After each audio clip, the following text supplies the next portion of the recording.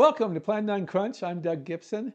And a while back at Plan 9 Crunch, we had one of our viewers request that we do a show on Bela Lugosi when he starred in the Red Skelton Show for one of the episodes. It took place in June of 1954. And the skit on the Red Skelton Show is called Dial B for Brush. Red Skelton played Clem Kadiddlehopper, one of his characters who was a brush salesman. And Lugosi, Lon Chaney Jr., and Vampira were in this skit. 1954, many people tend to think of Bela Lugosi as being way over the hill. But you'll see Lugosi be very effective in this skit. In fact, he quite dominates Lon Chaney Jr.'s character. And let's watch, Jack, a short scene from it right now. My experiment is almost complete. All I need now is the brain of a man. If I could only find a man with a brain that has never been used. I see similarities to Abbott and Costello meet Frankenstein in this skit. There's Lon Chaney, kind of demeaning himself. I think there's somebody out there. Wonder who it could be this hour.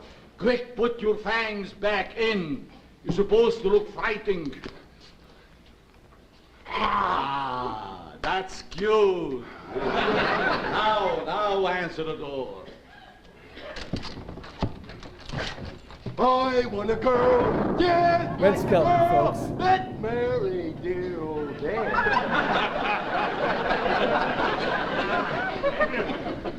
Pardon me, is the lady of the house in? I'm your neighborhood brush salesman. Oh, I see you've been doing dishes. Well, I got some Linoln Plus that'll take care of that. That'll make those kissable again. This is going to be an easy sale. Good evening. Oh, how do you do? Are you the lady of the house? No, I'm Professor Lugosi, and this is my half-brother. Half-brother, half-wolf. Didn't I meet you at the city dog pond? Here, I've got some brushes here that I know that will interest you gentlemen. You interest me, young man. I do? Yes, why don't you pull up a slab and lie down? Yeah, I got some brushes here I'd like to show you here. I'm sure that you'll be interested in them. Got all kinds, you know. These brushes are imported. Yeah. Perfect. I knew you'd like them. I think Lugosi's having a lot of And I'm fun. I think used he's to. doing an excellent job. I don't quite understand the Here's a panda wonderful eyes. brush I'm sure But you'd be otherwise, he's interested been in. very effective, I think, particularly That's for for his age. people without hair. Hey, Chaney, could I unfortunately, interest doesn't you in have a much to nice do. back scratcher, would you? Oh, I see you have one. Remember, How comedians about would a moth often spray? Here's a nice ad thing. lib. Everybody needs a moth spray. I'll bet this place is full of moths. I'll bet this closet here is but smorgasbord.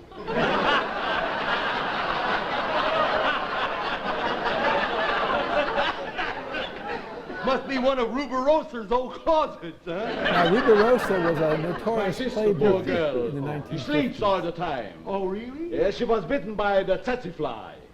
Bitten by a tsetse fly? You mean a tsetse fly? You mean one of those mosquitoes after the caffeine has been removed? Don't ad-lib, kid. You're among stars. Now, your teeth? Now, I'm sure that I'm going to interest you fellows in something. You know, I never say die.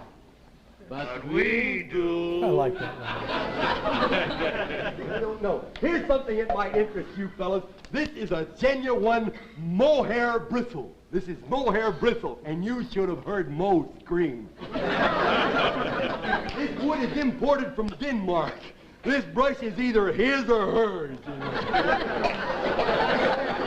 I don't think I'm getting through to this boy at all. I only have something with, let's see, This brush is on sale. yeah, this brush is...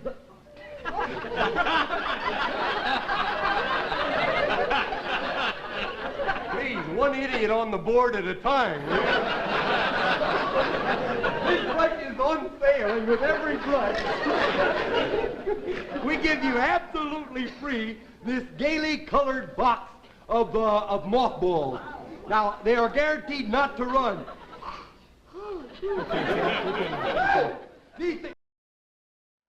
What I like about this skit is it's an example of comedy without, at least Lugosi in this scene, losing their dignity. Lugosi is a sinister character. He's playing it for laughs, of course, but he doesn't turn into a buffoon. I have a great deal of respect for Lon Chaney Jr., and Bill Fleck has written some great biographies on his life. But I don't think this was Lon Chaney Jr.'s greatest moment in this skit. He just appears to be almost an extra on the set. And also people, when they look at a guy like Bela Lugosi, they look at his film roles. If they don't see many feature film roles, they tend to think that he was out of commission for a while. I used to think Lugosi did nothing from 1948 to 52 or so, because I didn't see a movie between Abbott and Costello Meet Frankenstein and I guess Glyn or Glinda it might have been. But they stayed very busy. And Lugosi in 54 was still working television and doing a great job. Now I mentioned that this Red Skelton's character was Clem Cadiddlehop, who was a traveling salesman, and he was portrayed as an idiot. But he was a funny character. Red Skelton, I mean, people know who he is now, but he was a huge star in the 50s and 60s and even the 70s. And the 40s made a lot of successful movies as well. Now, Vampira shows up now in this Red Skelton episode. And she was having a successful TV show. And she was in major magazines. And it's kind of a shame that a woman as talented as Mila Nurmi, as Vampira, just a little while after this show, ended up more or less almost living in dire poverty. Jack, can we take a look at this? I think there's somebody coming. Yes, it's my sister, the Vampira. Here.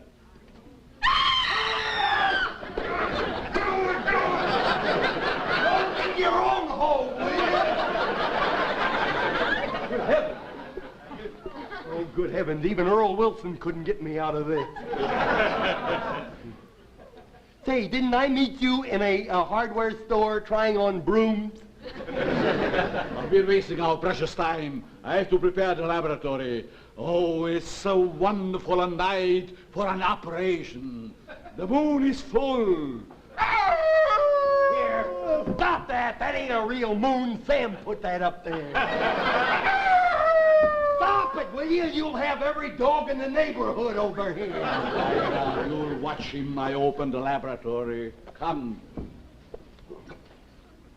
Would you like to go out with me after you're dead? Would I like to go out with you? Now is your chance to send the kids out of the room. Yeah,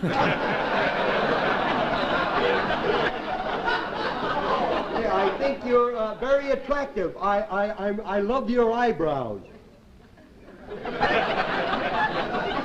But I'll have you know that I'm personally acquainted with Boris Karloff and the Andrews sisters. I don't even know you. I haven't been introduced yet. I don't go out with strangers, you know. I'm Vampira, the ghoul. Well, I'm Clem, the coward. I like you. You do? Yes, you're just my type. You mean I'm breathing? A red-blooded American boy. Yeah. This is a physical impossibility. Why don't you invite me over sometime when you cut yourself shaving? Oh, let's not get sickening about. I tend to think that, well, I know that a lot of these comedians would ad lib. And I'd love to know how much of Red Skelton was ad libbing during these performances. In the movie Ed Wood, they make Bela Lugosi look like someone who couldn't understand languages and deal with ad libbing. And it kind of denigrates Bela. And you have a comedian criticizing him harshly in the film. That is based mainly on a Milton Berle show, which someday maybe we'll do a Plan 9 Crunch video on it. But I've watched the Milton Berle show segment with Lugosi, and it doesn't appear to really equate with the film. It looks like, this is just my guess, that Berle was trying to ad-lib and Lugosi was following the script. And I don't think Berle was upset at all. And nothing happened. They didn't stop the show. Berle says, you not only kill people on the screen, you also kill jokes. And that obviously was an ad-lib from Milton Berle. We'll watch that sometime. But I hope you enjoyed watching the Red Skelton Show with Bela Lugosi and also Lon Chaney Jr. and Vampira. It's a wonderful bit of film history. Reminder that Lugosi stayed active almost till the very end. He had a film career, and he had a film career in TV, not as much as others, but he was on there. And so this is Doug Gibson. Thank you. We're Plan 9 Crunch at YouTube. Give us a subscribe, and we're plan9crunch.com is our blog. We're Plan 9 Crunch on TikTok, and also on Facebook at Plan 9 Crunch Podcast and blog. Thank you very much, and that's a wrap.